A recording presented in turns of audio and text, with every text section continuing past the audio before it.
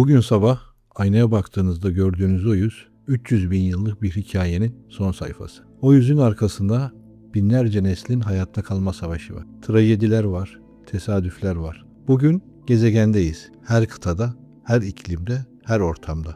Ama bu hiç de kaçınılmaz değildi. Bu bizim hikayemizdi ve başlangıcı sandığınızdan çok daha karanlık. 300 bin yıl önce Doğu Afrika'nın kavurucu güneşinin altında doğa tarihinin en tuhaf deneyi başladı. Yeni bir tür ortaya çıktı. Fiziksel olarak zayıftı, tüysüzdü, pençeleri yoktu. Hiçbir yırtıcıyı hızıyla yetemezdi. Eğer o günün dünyasına bakıp bu tür galip gelecek deseydiniz kimse size inanmazdı. Ama bu türün bir şeyi vardı.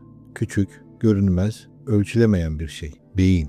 İnsan beyni vücut ağırlığının yalnızca %2'sini oluşturur. Ama toplam enerjinin %25'ini tüketir. Bunu bir düşünün.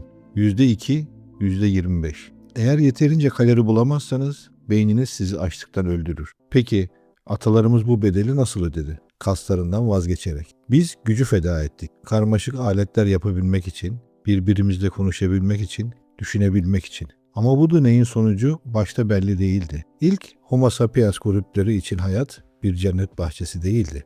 Bebek ölümleri %50'nin üzerindeydi. Bir aslanın tek pençesi tüm kabileyi silebilirdi. Basit bir enfeksiyon ölüm demekti. Peki bu zayıf, tüysüz, pençesiz tür nasıl hayatta kaldı? Ateş sadece ısınmak için değildi. Sadece korunmak için de değildi. Ateş dışsal bir sindirim sistemiydi. Eti pişirince ne olur? Sindirimi kolaylaşır. Bağırsaklar daha az çalışır ve o enerji beyne gider. Atalarımız ateşi keşfedince bağırsakları küçüldü. Beyinleri büyüdü. Artık daha az çiğniyorlardı. Daha çok düşünüyorlardı. Ama ateşin bir hediyesi daha vardı. Gece. Ateşten önce gece sadece tehlikeydi. Karanlık, yırtıcı hayvanların zamanıydı. Ateşten sonra gece bir araya gelme zamanına dönüştü. Hikaye anlatma zamanına, düşünme zamanına ve o gecelerde birçok şey değişmeye başladı.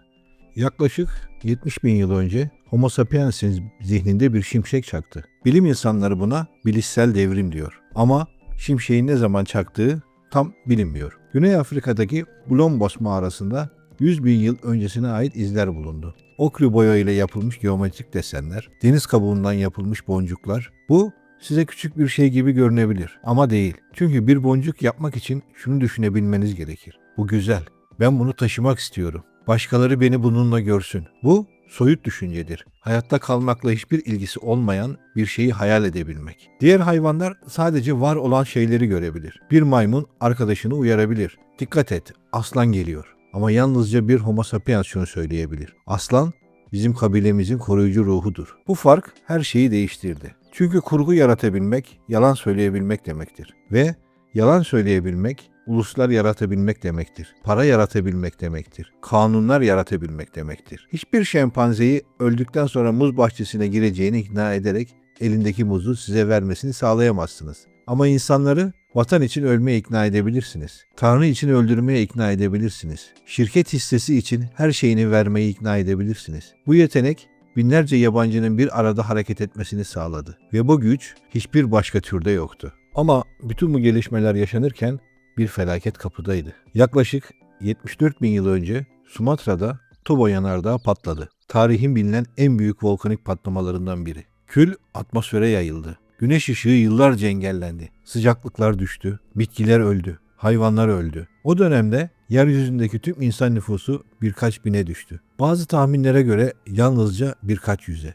Bugün 8 milyar insanız. O gün belki 2000 kişiydik. Bir stadyumu dolduramayacak kadar az. Bilim insanları buna şişe boynu diyor. Bir şişenin boynundan geçen su gibi. Nüfusumuz o dar boğazdan geçti ve çoğu geçemedi. Bugün yeryüzündeki tüm insanların genetik çeşitliliği şempanzelerin tek bir sürüsünden daha az. Çünkü hepimiz o birkaç hayatta kalanın torunlarıyız. O küçük ateşin etrafında o birkaç sülyetin. Düşünün, o gecelerin birinde o ateşin etrafındaki biri ölseydi bugün siz burada olmayabilirdiniz. Ben burada olmayabilirdim. Belki hiçbirimiz. Yok olmanın eşiğinden döndükten sonra Homo sapiens durdurulamadı. Yaklaşık 60 bin, 70 bin yıl önce Afrika'dan çıktı. Nedeni hakkında kesin bir cevabımız yok. İklim değişiyordu, kaynaklar azalıyordu, nüfus artıyordu ve belki de en önemlisi ufkun ötesinde ne olduğunu merak ediyorlardı. İlk rota muhtemelen kuzeye doğruydu. Kızıldeniz'in daraldığı yerden geçtiler ya da Sina Yarımadası üzerinden ve durmadılar. 65 bin yıl önce Avustralya'daydılar. 45 bin yıl önce Avrupa'daydılar. 15 bin yıl önce Amerika'daydılar. Buzul çağında deniz seviyeleri düşmüştü. Sibirya'dan Amerika'ya yürüyerek geçtiler. Daha önce hiçbir insanın görmediği bir dünyaya adım attılar. O hayvanlar daha önce görmedikleri için insandan korkmuyordu. Ama kısa sürede korkmayı öğrendiler ya da öğrenemeden yok oldular. İnsanın gittiği her yerde büyük hayvanların %70 ile 80'i yok oldu. Mamutlar, dev tembel hayvanlar, yün gergedanları, kılıç dişli kaplanlar. Bunu sadece iklim değişikliğine bağlamak kendimizi kandırmaktır. Bu hayvanlar milyonlarca yıldır iklim değişmesine dayanmıştı. Ama Homo sapiens'e dayanamadılar. Biz daha o zaman gezegenin en tehlikeli türüydük. Homo sapiens Afrika'dan çıkarken dünya boş değildi. Neandertaller Avrupa'daydı. Denisovalılar Asya'daydı. Homo floresiensis adalardaydı. Homo naleti güneyde. Bunlarla karşılaştık. Onlar yok oldu. Neden? Uzun yıllar boyunca bilim insanları Homo sapiens onları öldürdü diye düşündü. Ama DNA bize farklı bir şeyler söylüyor. Bugün Avrupa kökenli insanların DNA'sında %1 ila 4 arasında Neandertal geni var. Asya kökenli insanların ise DNA'sında Denisovalı geni var. Yani onları sadece öldürmedik. Onlarla yaşadık. Onlarla çocuk yaptık ve onlar hala bizim içimizde yaşıyor. Ama sonunda onlar yok oldu. Belki iklim, belki hastalık, belki rekabet, belki de hepsi. Kesin bilmiyoruz. Ama şunu biliyoruz. Son Neandertal yaklaşık 40 bin yıl önce öldü. O an yeryüzünde yalnız kaldık. İlk kez. Tek insan türü olarak. Neandertaller bizden daha güçlüydü. Muhtemelen bizden daha zekiydi. Ama biz ortak bir inanca sahip 500 kişilik bir ordu kurabiliyorduk. Onlar sadece 20-30 kişilik aile grupları halinde kalıyordu. Sayıca üstündük. Çünkü hayal kurabiliyorduk. Yaklaşık 12 bin yıl önce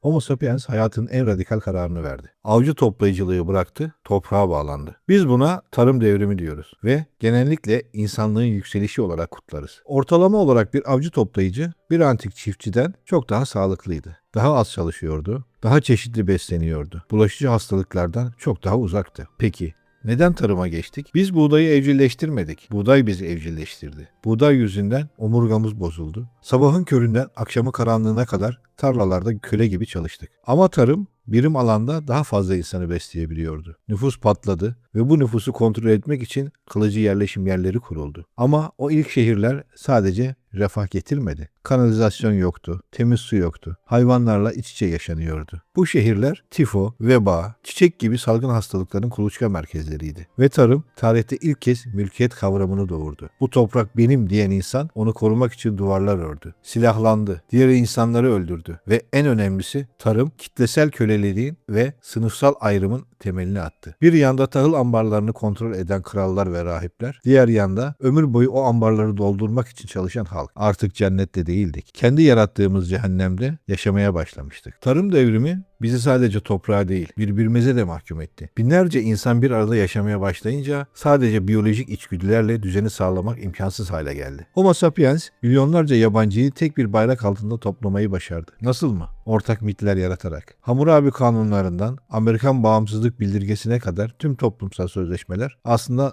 doğada karşılığı olmayan kurgulardır. Doğada hak yoktur, adalet yoktur, eşitlik yoktur. Bir aslan ceylanı yerken adaletsizlik yapmış olmaz. Bu sadece biyolojidir. Ama Homo sapiens düzeni korumak için bu kavramları icat etti. Mısır'da bir firavun kendisinin Güneş tanrısının oğlu olduğunu iddia etti ve binlerce insan buna inandı ve o piramitler yükseldi. Dinler insanların birbirlerini boğazlamasını engelleyen devasa sosyal tutkallardı. Ama bu tutkal kendinden olmayanı kafir ve barbar ilan ederek tarihin en kanlı savaşlarının fitilini de ateşledi. 300 bin yıl önce zayıf, tüysüz, pençesiz bir tür ortaya çıktı. Yok olmanın eşiğinden döndü, düşündü, hayal kurdu, hikaye anlattı ve durdurulamadı. O mağara duvarındaki el ben buradaydım dedi. Ben vardım ve bugün hala buradayız. Ama hikaye burada bitmiyor. Çünkü hayatta kalmayı öğrendikten sonra Homo sapiens başka bir şey yapmaya başladı. Dünyayı değiştirmeye. Para icat etti, bilim icat etti, makine icat etti. Ve bugün kendi biyolojisini değiştirmeyi düşünür. Peki bu yolculuk nereye gidiyor? Eğer bu yolculuğa devam etmek istersen kanala abone olmayı, videoyu beğenmeyi ve yorum yapmayı unutma. Bir sonraki bölümde insanlık ağacının bir başka gizemli hikayesinde görüşmek üzere. Hoşça kalın.